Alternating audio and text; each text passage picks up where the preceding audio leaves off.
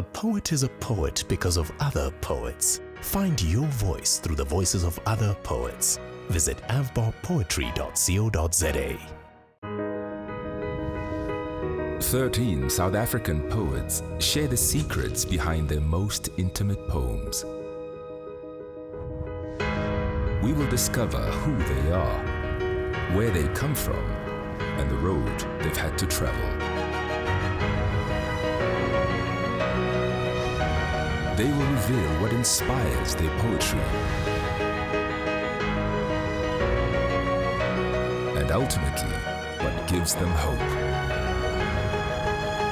Welcome to another episode of I Wish I'd Said.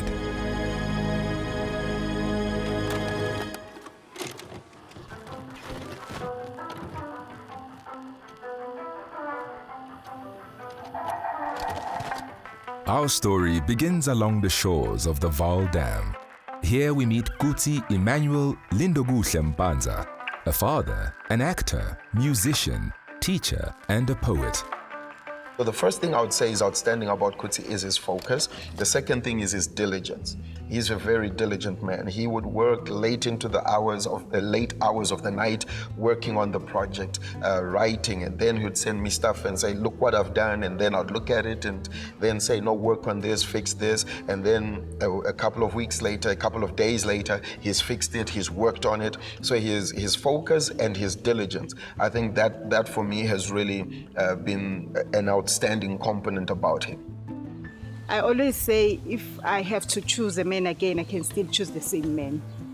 So yeah, it's very interesting and he's an encourager for me. I am who I am today because of him. He has taught me so many things and he has encouraged me to be who I am with the creativity that I have inside.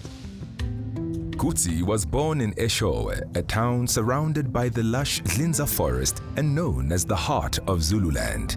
Proud of his Zulu heritage, he wrote this poem. Imbongo sithi ushaka shaye kunodimhle zikamenzi ilembe leqamanye manje ngokukhalipha ushaka ngesafu ushaka wayinkosi semashobeni hayi wena ngithi uteko labafazi bakanomgafi betekula behleze emlovini bethi ushaka akayi kubusa ebankosi kanti lapha iza kunethezeka hayi kwakuzwakala kahle. Ngithi umlilo othathe kamjokane umlilo othatha ubuhanguhangu washisa ikhove sedlebe kwaze kwasha nesemabedlana hayi konke kuthula umsindo lapho konke kunyakaza ngikhuluma kudala ke ngiseyingane ngo1979 la. Uthando luyinto enkulu kakhulu mina ngikhuliswe emndenini obunothando ngendlela emangalisayo. Ngaqala ukubhala impela ngangisemncane. Ngisabhala ephepheni lilahleke ngiphinde ngikhumbule konje ukuthi bithini inkondlo yami ngiphinde ngiyibhale kwelinye iphepha kaze agcina ngithe ngibona ukuthi hayi angingabhali ephepheni manje angitholi into exercise book ngabhala exercise book. Life in Eshowe was almost idyllic for Kutsi and his family until tragedy struck. Ubaba wami washona ngenza grade 11. So nje wathi umeshona kwabamnyama emini. Ngoba uyena umuntu owayephela ondle ekhaya ngithiyazi ukuthi esikhathi esiningi le kwakithi thina sizalule emakhaya ke thina lapha bekuthola khona ubaba uyondle ubaba mhleze ekhaya. Sangahamba kahle into zomsebenzi kubaba ithe emva kwalokho washona. Umeshona impilo yabanzima ngangokuthi ikusasa lami ngangaliboni ukuthi ngempela kuyokwenzeka yini. Ngicabanga ukuthi futhi leso sikhathi sona isikhathi bengibhala kakhulu ngaso inkondlo zosiza ngalezo ikhathi ngimncane. Lezi zayihlale ilahleka zisemaphepheni kodwa nje kanye ngibe nesikhathi sokuhlala ngedwa ngempela ngibe semzimeni. So umama wethu kodwa wazama bandla wasebenza injomana kaMkapi emasimini tshala amakhabishi bese ngena imizi ngemizi sidayisa amakhabishi. Sidayisa utamatisi uma ubuya esikoleni ubuya unisele ukuzana uhambe engadini fanele uhambe uyonisela kuvuka ekseni ngomnyama kuyolinywa ukuze kuphilwe. Uthola ukuthi ubuya esikoleni ulambile ufike kunamadumbe.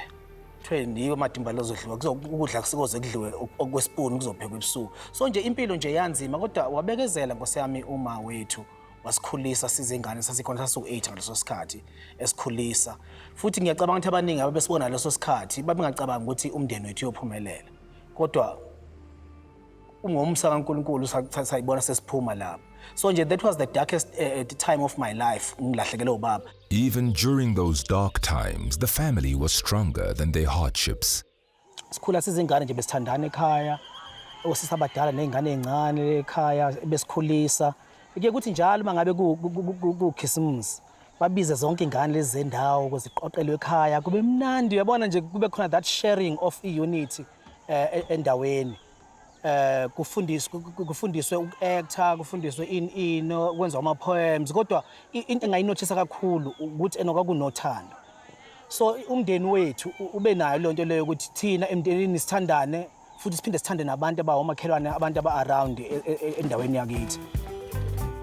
Kutsi began to understand what love meant to him, to his family, and also to his community. Mhlazane eshada bekufanele ukuthi manje akhule azi ukuthi othandweni umuntu umukela namaphutha akhe ngoba nawe namaphutha akho. Futhi othandweni umuntu umukele njengoba enjalo ngoba nawe ukumukele njengoba unjalo. So ke come together and become useful. So leyo nto ikhombisa ukuthi when you come together in love, stop looking for mistakes. Look for the positives. As a young man, Kutsi had already learnt that love and pain often accompanied each other. It was his faith that gave him the courage to see beyond the pain. Kubhlungu ukushiya othandweyo, kubhlungu ukushiya umuntu osondelene naye. Mina ke ngikhuluma umuntu ke okwazi ukushonelwa. Mina ekhaya mhlambe sekushona abantu abawu10 since nje umuntu abakhona. Sasiwu13 ekhaya. Bashona abawu7 nobaba washona. So ngicabanga ukuthi umzwakithi uma kuchakunywa ukushona iyakhulukazi uma wami uMamhlongo yena wazi kahle ukuthi ukushona into enjani. So ngifunde nakuyena ukuthi uma ushonele nje be strong, khala. Uma ushonele it's good because it cleanses your soul ukuthi ukhale and then you accept. Imistake esesenza sometimes ukuthi sesibe naloku iqinisa ukuthi hayi indoda ayikhali. Sezingane wakuthiwe mawukhala inyembezi sizokwenza umfula iyothi wakwela iJordan angabe sawela umuntu. Kube sekumnandi kungabe ukufa kobe kungasekho. Njengamanje yena ukufa ngathi kunamandla kodwa akunawo amandla ngempela. It's just a promotion to the next life. So ngiyangithanda ukuthi ngikhulume kakhulu nabantu abajwayele kuba sensitive nokufa in such a way that bazibacabanga ngama suicide. Despite having this outlook on life, Kutsi reveals in his award-winning poem an event that shook this conviction to its core. Wangishiya ngokuzuma. Angisacela amaphupho. Ihlale ngemoyizela, sihlale sijabulile. Ngikhumbula usuku lokugcina esahlangana ngalo, esabonana ngalo sindawonye. Emile phambi kwami emoyizela. Nami ngimbuka ngincumile. Siqeketha singaqedi. Sendlala ikusasa lethu. Sakhe izigodlo zethu emkhathini. Angimbone seyindlovukazi. Mina sengiyinkosi yakhe. Izinceku nezincekukazi ziphithizela. Siguqa sisikhonza sesikhomba ngophakathi. Kanti angilazi la ngomuso. Zafika izindaba ezibhlungu zokumuka kwakhe. Ikhanda lami laphithizela lazulazula. Ngaphuma endlini ngithi kuyashisa. Ngabuyela endlini nangaphandle kuyiso leso nasendlini kuyiso leso. Ngabiyela phakathi ngishawa ingqele. Kilokhu nginethemba lokuthi kuzobe kufika ezinye indaba ezintsha zokuthi usephinde wavuka, waphinde wawadla anhlamvana. Kodwa phinde kuze kube namhla wangishiya ngokuzuma. Who was this queen that haunted him, this woman who left him so abruptly?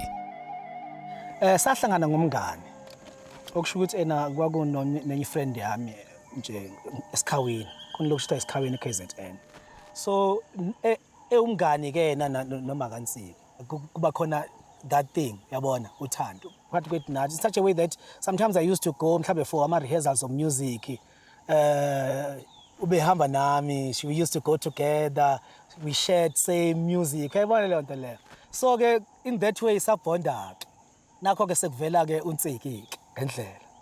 Uyazi ke nawe ukuthi isikhathi esiningi uma nisuke nisakhula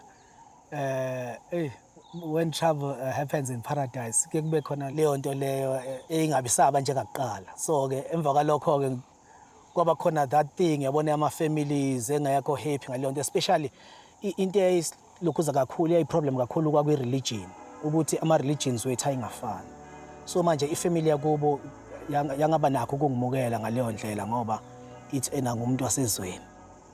Kuyo nje lo mzuzu lo nje sazama silwa naleyo lokhuzana naleyo ngicabanga ukuthi within a year from there.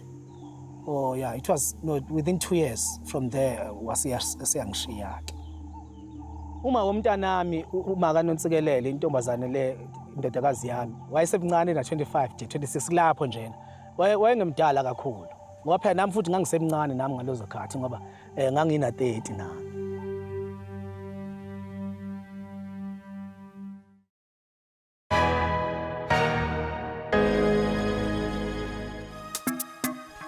After the death of Ntsiki, Kutsi's first love and the mother of his firstborn child, Nontsikelelo, would his faith hold strong?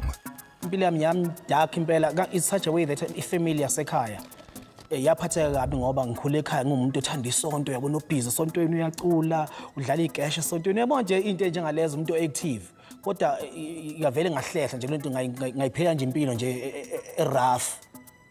Ngaqala ngafunda impilo ezintsha zazo kuma night club engangazazi ngafunda into ezintsha zokuthi nami ngiyibhemene nabangani bami uyabona nje ngingene na isentweni ezibhenywayo onsango into enjengalezo kwadark empilweni yami ifamily yami never believed it.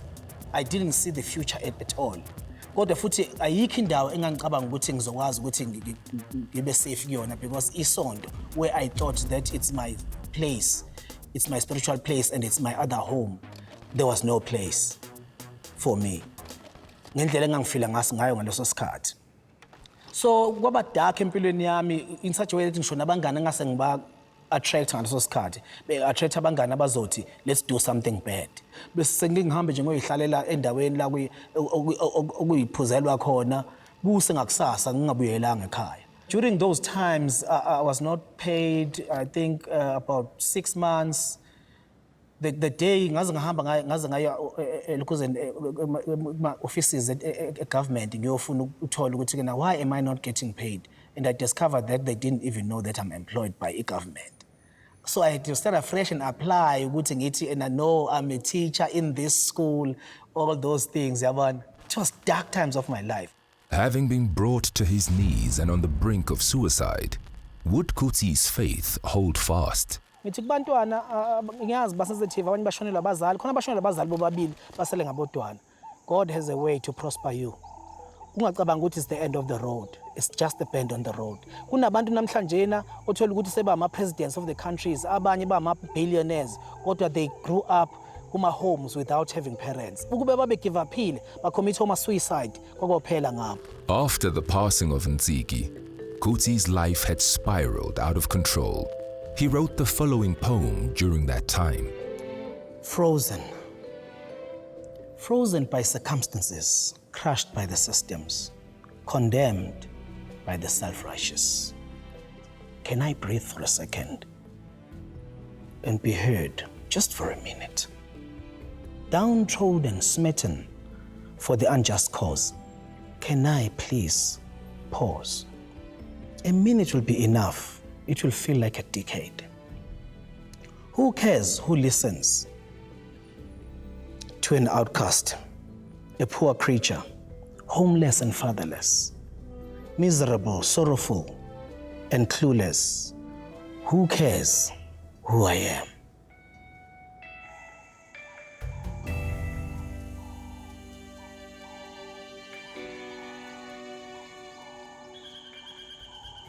Nokuthi ke enye inspiration ngiyithola kwi-nature.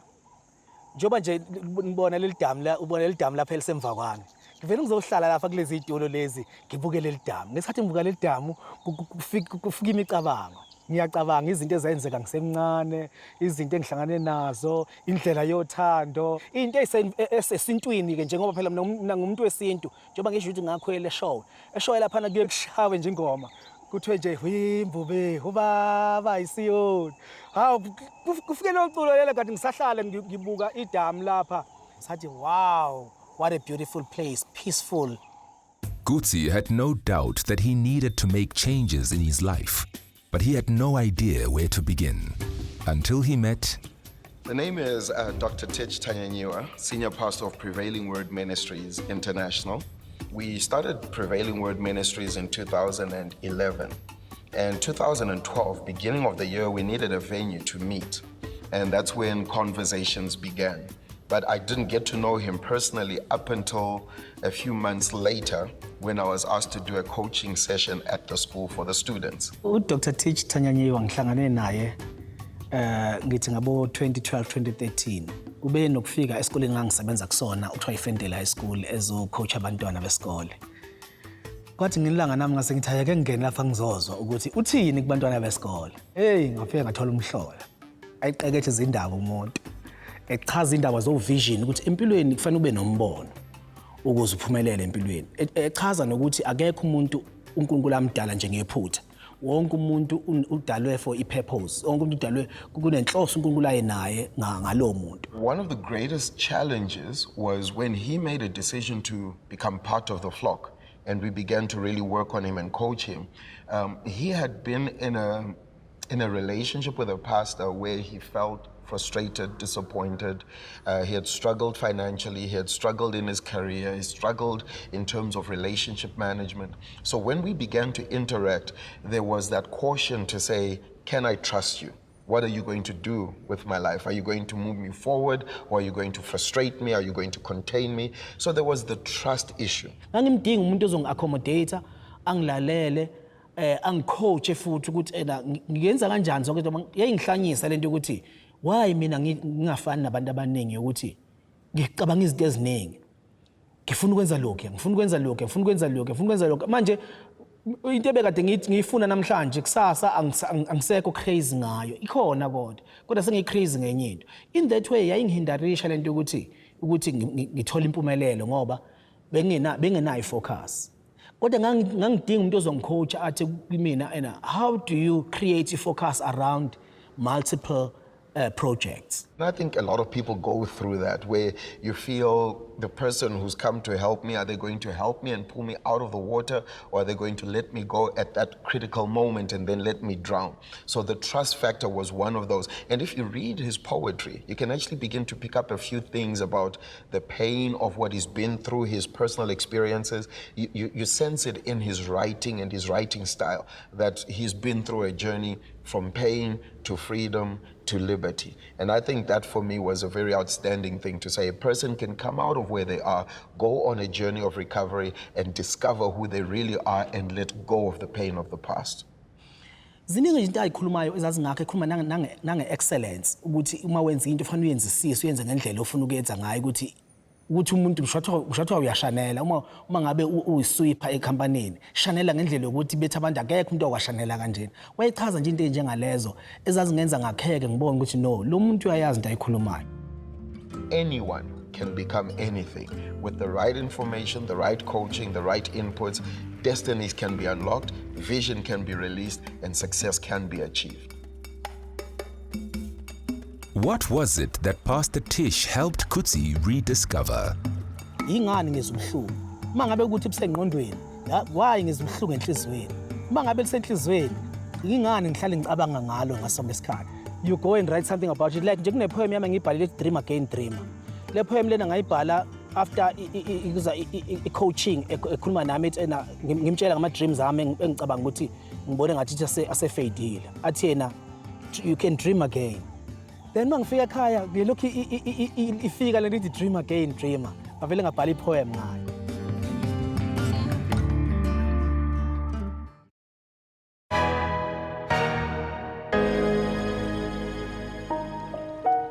Now that Kutsi was dreaming again, what was it that he hoped for more than anything else?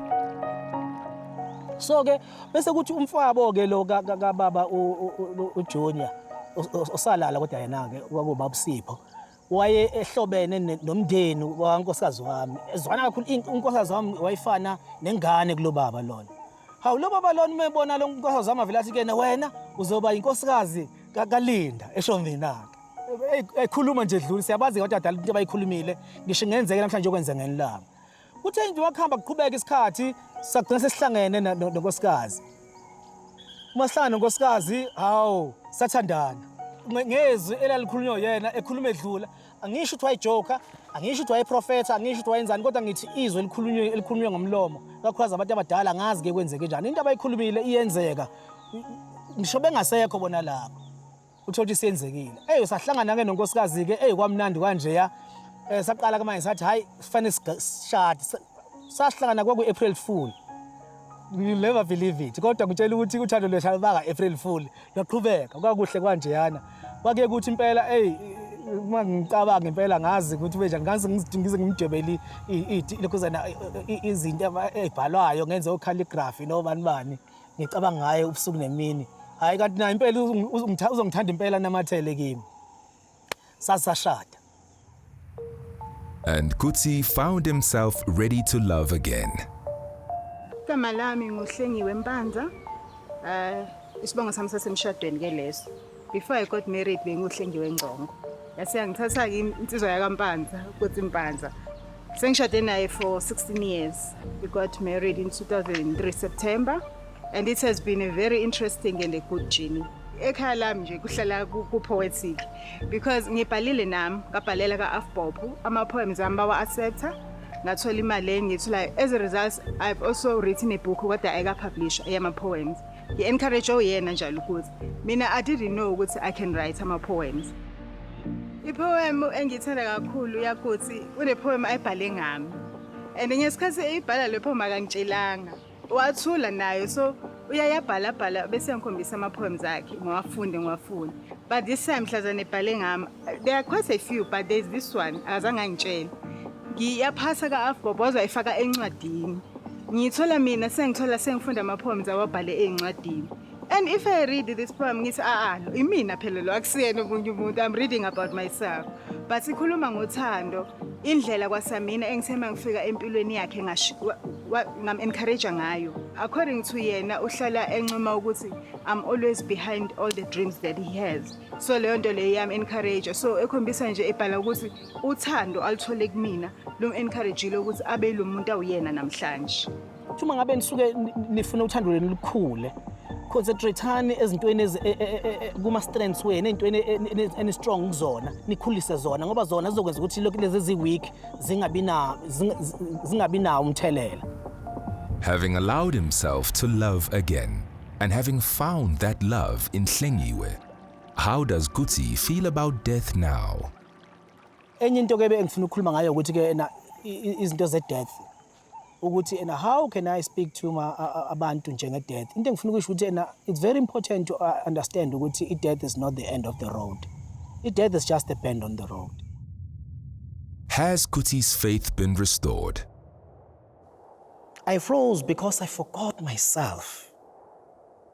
Here comes the morning. Do I still choose to freeze? Frozen for what good cause? Oh no, freezing is not an option.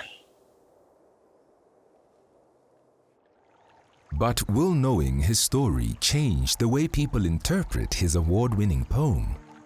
You decide. Wangishiya ngokuzuma. Angisagcwele amaphupho. Ngihlale ngemoyizela, sihlale sijabulile. Ngikhumbula usuku lokugcina esahlangana ngalo, esabonana ngalo sindawonye. Emile phambi kwami emoyizela. Nami ngimbuka ngincumile. Siqeketha singaqedi.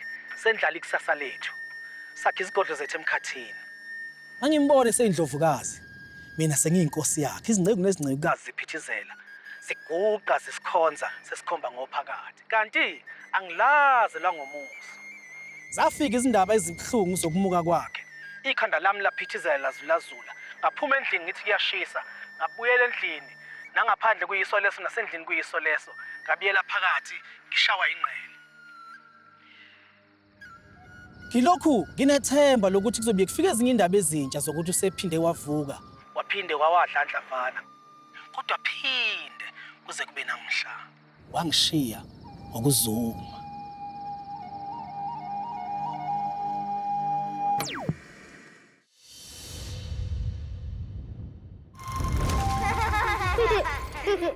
A poet has the power to heal others. Could you do the same? Follow our social platforms to connect with our poets and poems. Afbob, we're here for you.